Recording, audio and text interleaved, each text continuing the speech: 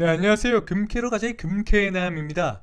오늘은 세 번째 마이크로소프트 이야기를 해보려고 하는데요. 마이크로소프트의 세계적 영향력이 언제까지 이어질지 정말 궁금합니다. 오늘의 주제는 대화형 인공지능인 챗GPT와 코파일럿입니다. 개인적으로 챗GPT는 많이 쓰지만 코파일럿은 아직 사용을 거의 안 해봤습니다. 챗GPT에게 코파일럿과의 차이점을 물었더니 코파일럿은 소프트웨어 개발 과정에서 개발자를 돕는 데 중점으로 두고 있으며 주로 프로그래밍 언어에 대한 이해와 관련된 기술을 중심으로 개발되었다고 응답하였습니다. 그리고 챗GPT의 경우에는 다양한 주제에 대한 대화를 수행하고 있으며 챗봇, 질문 응답 시스템, 글 작성 보조 등 다양한 용도로 활용할 수 있다고 이야기해 주었습니다. 제가 느끼기에는 가장 큰 차이점으로 챗GPT는 학습된 자료로 안내를 해주지만 코파일럿은 인터넷 검색 능력도 함께 있어 인터넷 자료를 바탕으로 응답해주는 경향도 있는 것 같습니다. 챗GPT가 이야기해준 챗GPT와 코파일럿 차이점 이외에 추가적으로 한번 이야기를 해보겠습니다.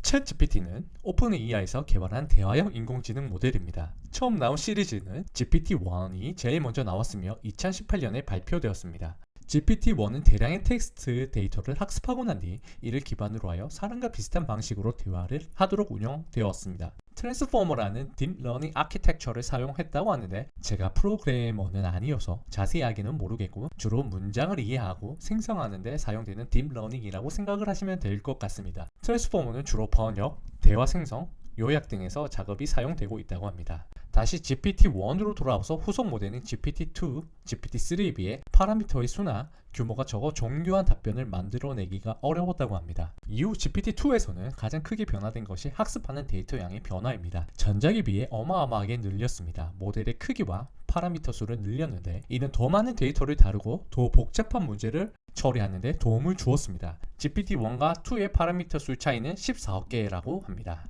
그리고 GPT-1보다 더 많은 텍스트 데이터로 사전 훈련을 하여 더 많은 지식과 정보를 학습하게 됩니다. 2020년에는 GPT-3가 나오는데 이전 버전들보다 훨씬 발전된 모습을 갖추게 됩니다. 파라미터 수는 1750억 개로 늘렸으며 제로슛과 필슛 학습이 가능합니다. 이것은 이전 모델들과 달리 새로운 작업이나 데이터에 대해 추가적인 학습 없이도 새로운 작업을 수행할 수 있다는 것을 의미합니다. 더욱 유연하게 만들어주고 사용자가 새로운 작업을 위해 많은 데이터를 필요로 하지 않게 되는 것입니다. 그리고 챗GPT 3.5와 4가 나왔는데 흔히 우리가 무료로 쓰는 버전이 GPT 3.5 버전입니다. GPT-4부터는 이미지 인식이 가능하게 되었고 정확도도 3.5에 비해 40% 이상 개선되었다고 합니다. 다시 한번 정리하자면 버전이 향상될수록 모델 크기, 학습 데이터, 학습 능력, 에너지 효율, 언어 확장 등 점점 개선이 되고 있다고 보시면 됩니다. 챗GPT 이야기에서 오픈AI에 대해 이야기를 안 할 수가 없는데요. 오픈AI는 인공지능을 개발하는 미국의 비영리 단체입니다. 일론 머스크와 샘 올트먼이 구글에 대응하기 위해 사업을 시작하였습니다. 이후 투자와 기부금을 받아 운영하면서 AI를 지속적으로 개발하게 됩니다. 이러한 와중 GPT 3.0이 나오게 되는데요. 모든 세상은 충격에 빠져들었습니다. AI 혁명이 시작되었기 때문입니다. 이러한 것들을 지켜본 마이크로소프트는 곧바로 투자를 하게 됩니다. 그리고 마이크로소프트는 GPT-3에 대한 독점적 라이센스를 가지게 되었고 2022년 챗GPT가 나오게 되었습니다. 세계 사람들에게 무료로 배포되었고 5일 만에 100만의 유저를 거느리게 됩니다. 100만의 사용자를 모으는데 제일 짧게 걸린 프로그램이라고 합니다. 챗GPT 이후 마이크로소프트는 더욱 과감한 투자를 하였고 오픈AI 지분의 절반을 마이크로소프트가 가지게 되면서 실소유주는 마이크로소프트라고 할 수 있습니다. 최근에 미국과 유럽에서 반독점 이슈가 있긴 하지만 마이크로소프트는 현명하게 잘 대처할 거라고 생각합니다.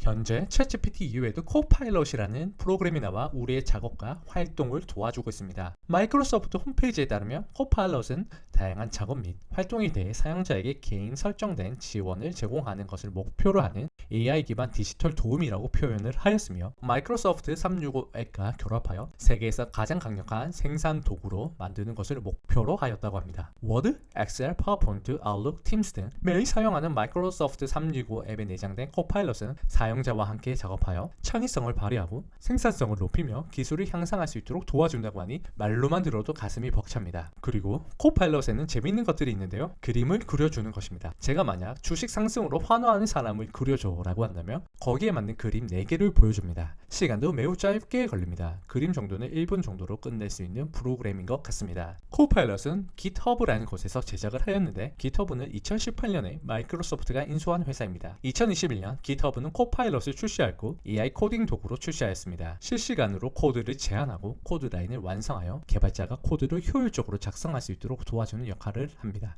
2023년 빙챗을 시작으로 하여 코파일럿은 더욱 발전되었습니다. 코파일럿을 통해 검색, 글쓰기, 코딩, 이미지 생성을 할 수 있도록 만들어 주었고 마이크로소프트 365, 엣지, 윈도우와 통합하여 모든 이의 사용이 편리하도록 만들어 주고 있습니다. 마이크로소프트의 소프트웨어가 시장에 들어와 있는데 이런 소프트웨어의 사용은 더욱 우리를 편리하게 해주어 우리가 평생토록 마이크로소프트의 소프트웨어를 사용해야 되는 강제성을 만들어 주고 있습니다. 사실 말이 강제성이지 우리가 편하기 위해 사용하는 것입니다. 저는 아직 코파일럿을 그림 그리는 용도로만 사용을 해봤는데 맛보기를 해봐도 이렇게 재밌는 AI가 있을까 싶습니다. 앞으로 챗GPT와 코파일럿은 더욱더 발전할 것이고 이것을 활용하는 사람과 활용하지 못하는 사람으로 구분이 될 것 같습니다. 사용하신 분들은 아시겠지만 AI는 질문을 매우 잘해야 되는 경우가 많습니다. 자세하게 물어볼수록 우리가 원하는 답변이 나오기 때문입니다. 이제 질문도 창의적으로 해야 하는 시기가 다가왔고 오히려 질문을 잘하는 사람이 유능한 사람이 될 수도 있는 시대가 다가오고 있습니다. 마이크로소프트를 총 3회에 거쳐 조사를 해봤는데 정말 대단하고 미래를 이끌어가는 기업이라는 생각이 들었습니다. 그리고 한편으로 조금은 무서운데 라는 생각도 들었습니다.